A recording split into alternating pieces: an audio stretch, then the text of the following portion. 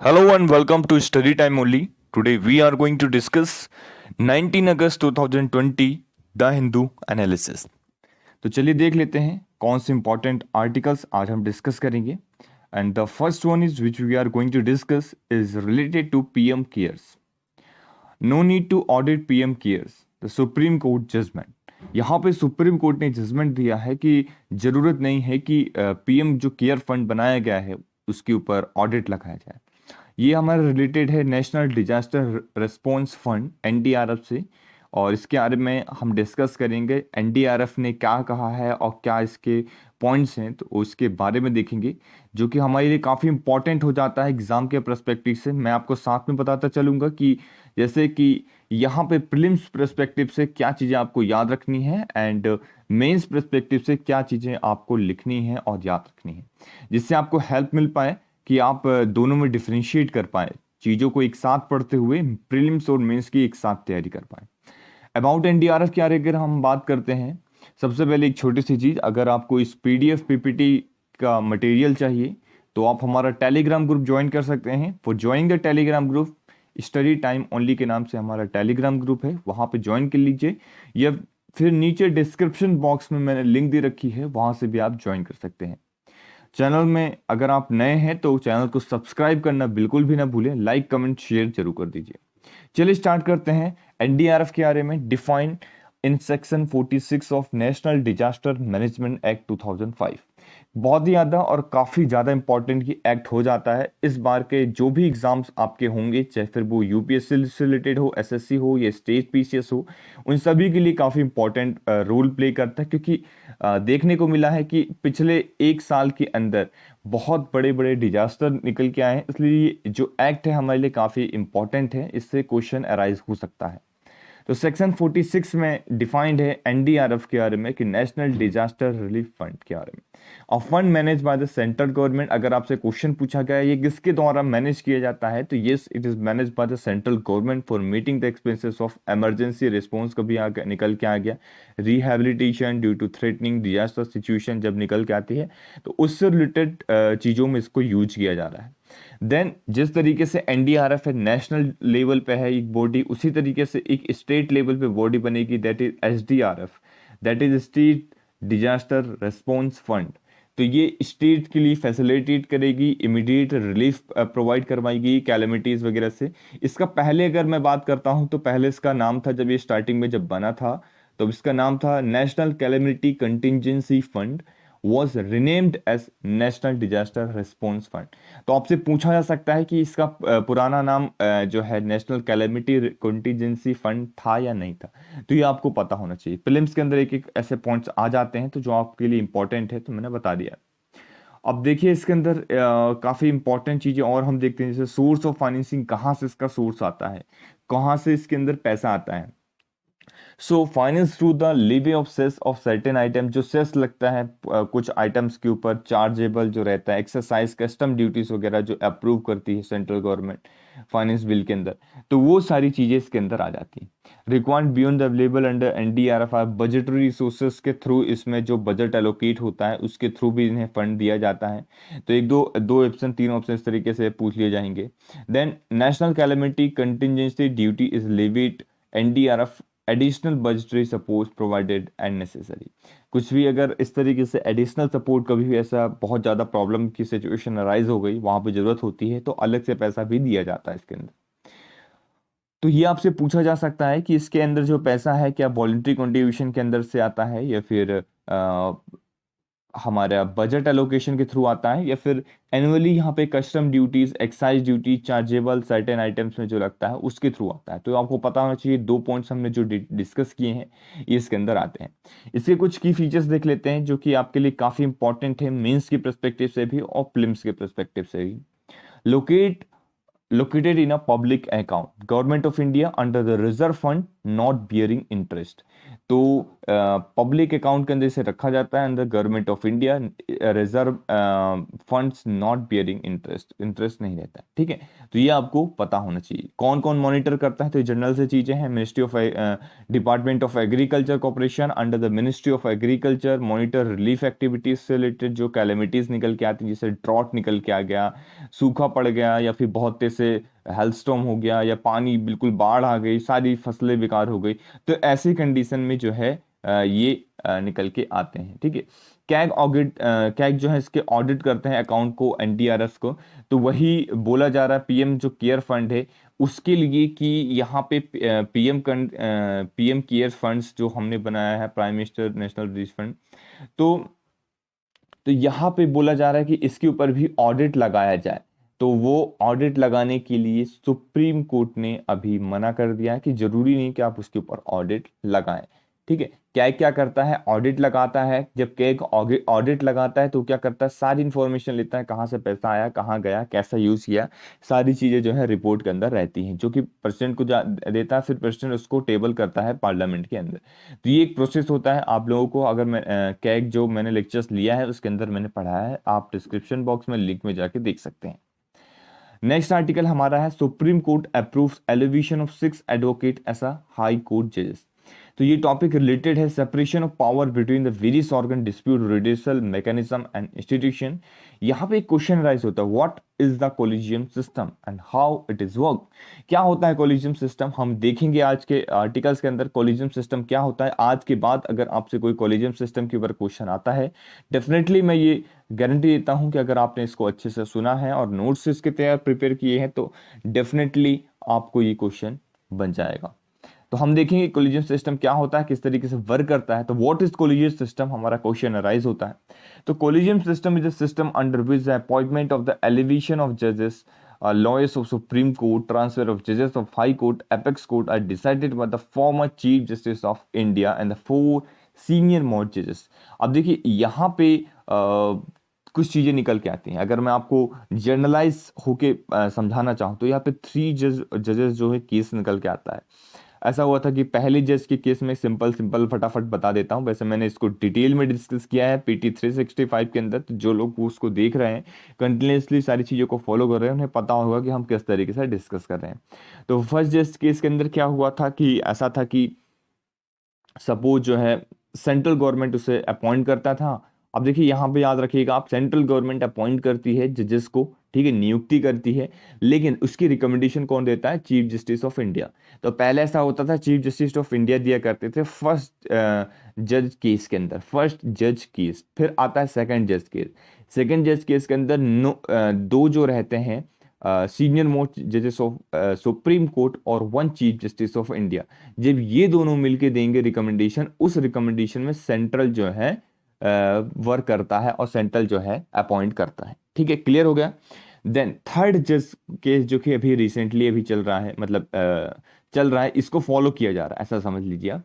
Third जज case का जो वर्डिक्ट निकल के है, इसके अंदर क्या होता है, 4 सीनियर मोस्ट जजेस ऑफ द सुप्रीम कोर्ट इसके अंदर रहते हैं और साथ में 1 चीफ जस्टिस ऑफ इंडिया रहते हैं। ये लोग क्या है, डिसाइड करते हैं कि किसका ट्रांसफर होगा, कौन कहाँ क्या करेगा, कौन किसको अपॉइंट किया जाना चाहिए। तो इसे हम कहते हैं कॉलेजियम सिस्टम। जब यहाँ पे जजेस नियुक्ति करते हैं, एक तरीके से नियुक्ति तो जजेस ही कर रहे हैं यहाँ पे, ये रिकमेंडेशन देते हैं सेंट्रल गवर्नमेंट को, सेंट्रल गवर्नमेंट फिर उसे बाइंडिंग रहता है इसको फॉलो करने में। हाँ, सेंट्रल गवर्नमेंट रिकंसिडरेशन के लिए वापस भेज सकता है, लेकिन अगर फिर से इन्होंने वही नाम दे दिए तो फिर उसे अपॉइंट करना पड़ेगा। तो ये एक मैटर निकल के आता है। हाँ, यहाँ पे एक छोटा सा निकल के आता है फ्लॉस की सेंट्रल गवर्नमेंट चाहे तो ऐसा कर दे, उसे होल्ड में रख सकती है कि हाँ ठीक है कर देंगे अपॉइंटमेंट, लेकिन वो करती नहीं। तो ये सारी चीजें भी कई केसेस में देखने को मिला है।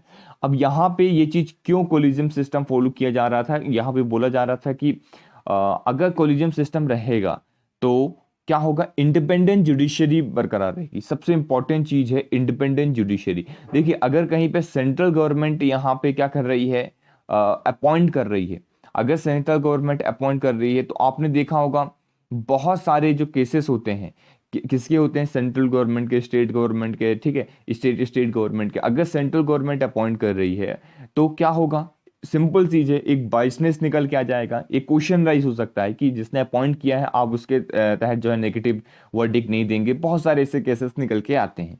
ठीक है, सेंट्रल गवर्नमेंट और किसी पर्सन के थ्रू ये सारी चीजें निकल के आती हैं। तो ये बाइसनेस को हटाने के लिए कॉलेजियम सिस्टम था। ठीक है, मतलब है अभी भी। अब अभी ऑल इंडिया जुडिशियल सर्विसेज की बात चल रही है कि उसके थ्रू अपॉइंटमेंट किया जाएगा। वो देखते हैं, वो जब निकल के आएगा इसकी हम बात करेंगे फिर से। इसके कुछ फ्लॉस की अगर मैं बात कर लेता हूँ, यहीं पे मैं सारी चीज़ें आपको बता रहा हूँ, आगे सारी चीज़ें लिखी गई हैं। अगर आप रीड करना चाहते हैं तो पीडीएफ को डाउनलोड कर सकते हैं। ठीक है, तो यहाँ पे लिखी गई हैं बहुत सारी चीज़ें। और कॉलेजियम सिस्टम का एक फ्लॉस ये है कि यहाँ पे नेपोटिज्म देखने को मिलता है कि जो जजेस नियुक्त हो रहे हैं उनके रिश्तेदार या फिर उनके बेटे या उनकी बेटी जो है उन्हीं को वो क्या कर देते हैं, नाम रिकमेंडेशन में भेज देते हैं, जिनकी कुछ पहुंच रहती है, पावर रहती है, और फिर वो नियुक्त हो जाते हैं। तो ये नेपोटिज्म जो है यहाँ पे बहुत बड़ा एक इशू है जो देखने को मिला है। तो यही सारी चीजें लिखी गई हैं, आप एक बार अच्छे से रीड कर लीजिएगा। ठीक है, देन नेक्स्ट है SBIL issue can disturb nation security, Amarinder tell centre. तो ये देखते हैं क्या है।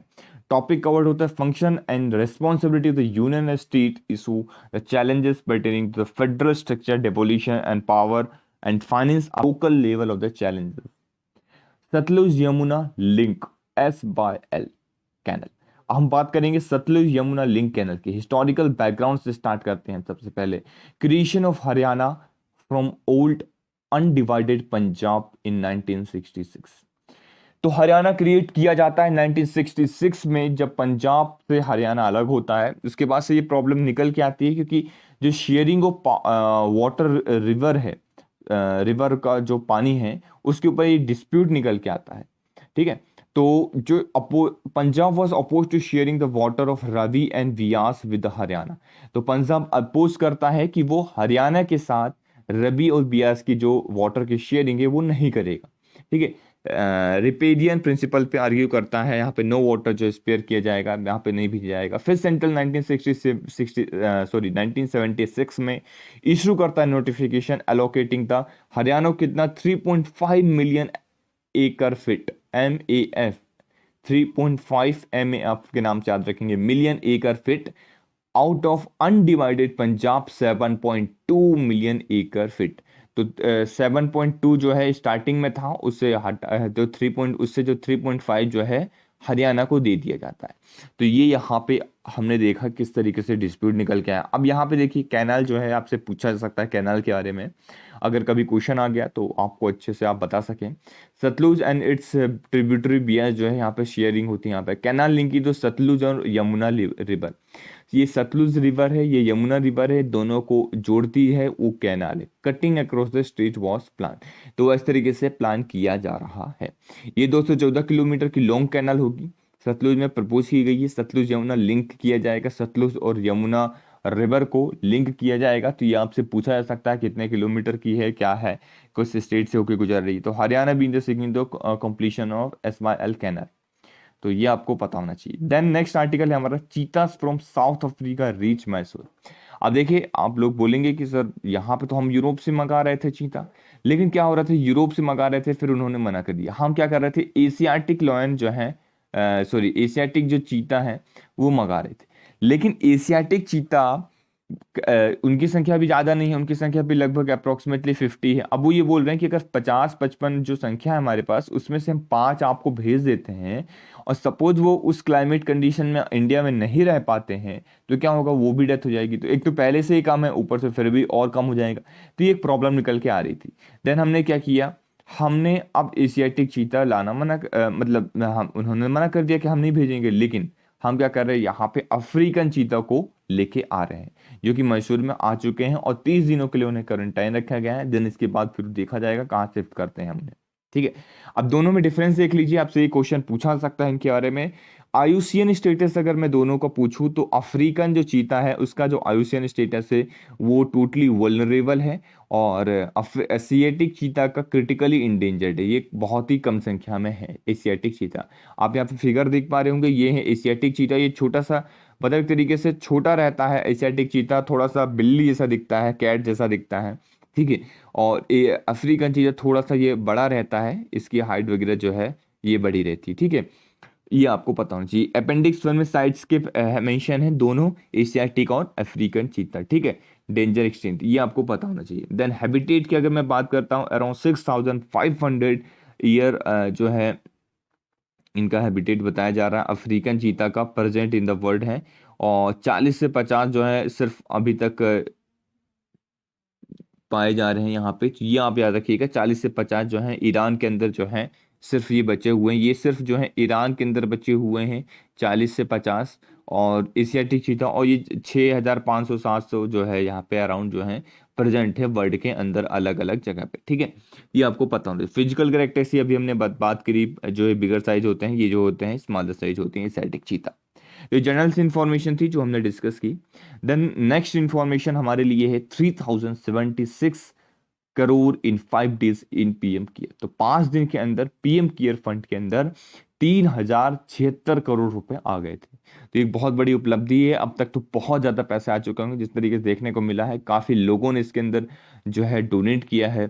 और तो ये इसलिए ये काफी इंपॉर्टेंट हो जाता है। अब देखिए, government has set up and prime minister citizen assistance and relief emergency situation fund, that is PM cares fund. Full form है, आपको याद रख लीजिए क्या है, prime minister citizen assistant and relief in emergency situation fund, PM care fund, to deal with any kind of emergency और the distress situation like post by the कोविड-19 pandemic.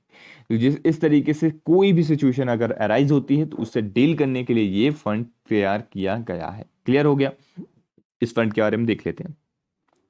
वैसे तो हमने पहले इसको कई बार डिस्कस कर चुके हैं, पर फिर भी एक बार हम नजर मार लेते हैं इस फंड के बारे में। The fund is a public charitable trust with prime minister as a chairman and other member including defence minister and home minister and finance minister.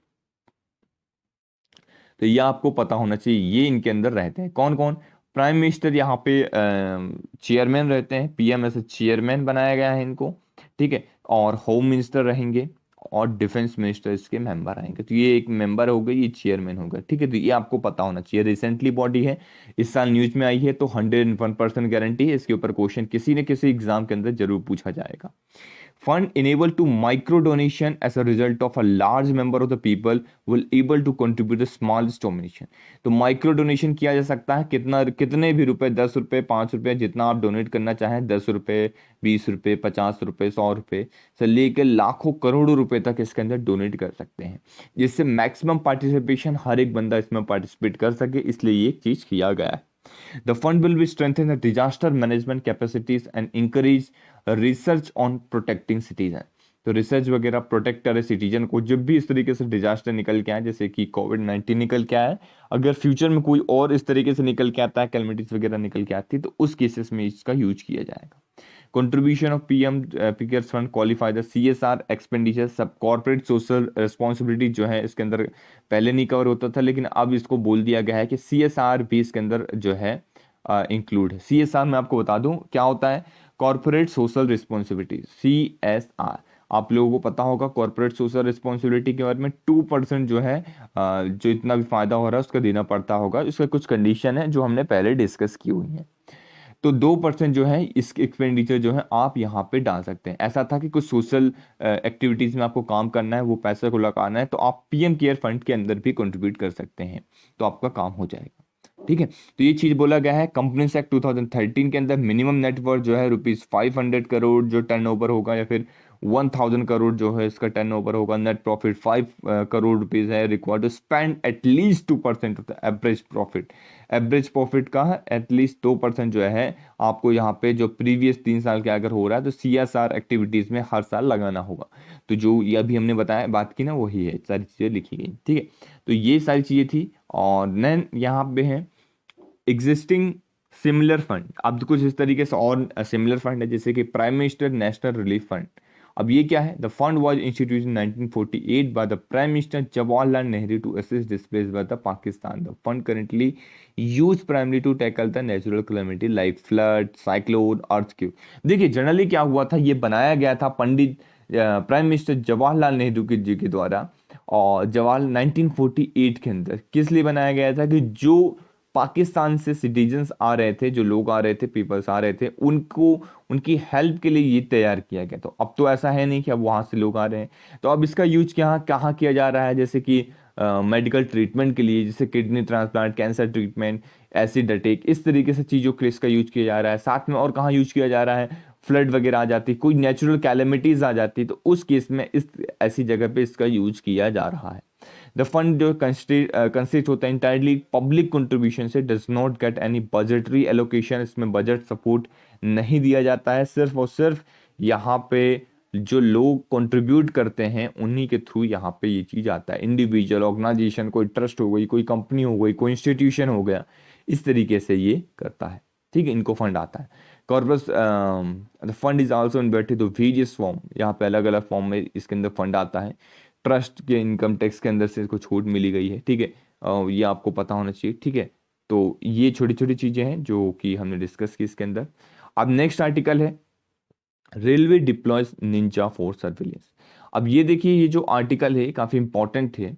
अब यहाँ पे बात की जा रही है इस आर्टिकल के अंदर कि आप यहाँ पे देख पा रहे होंगे कि रेलवे डिप्लॉय निंजास, मतलब एक तरीके से अब इनकी मदद से जो होगा रेलवे वगैरह के, वैसे भी अब तो जॉब वगैरह निकलने नहीं वाली हैं रेलवे इसके अंदर, क्योंकि अब प्राइवेट सेक्टर कर दिया गया है।